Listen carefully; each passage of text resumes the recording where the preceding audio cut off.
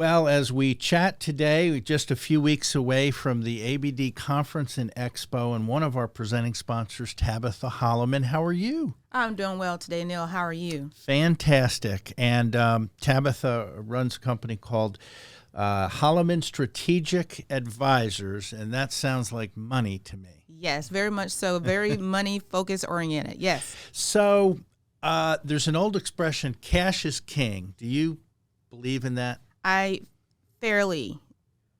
obviously believe in that. As a business advisor with the background of accounting and taxes, a lot of things we don't focus on as accountants.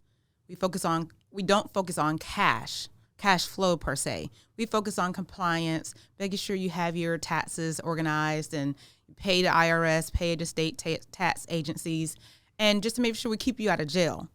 But cash flow is king when you're talking about running a business, because without cash, the business is dead.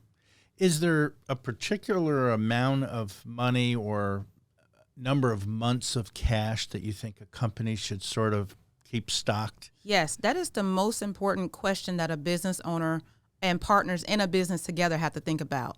I say on average, you should have somewhere between 4 to 6 months of cash inside the bank, just in case, as the owner, you get sick, have to be out. The business isn't making any revenue, but you're still able to produce operational costs, keep people on payroll. I mean, a focus of that is, when we went into the pandemic, businesses who did not have cash flow saved up for at least 4 months until things opened back up, either went out of business or they lost, important employees to other companies.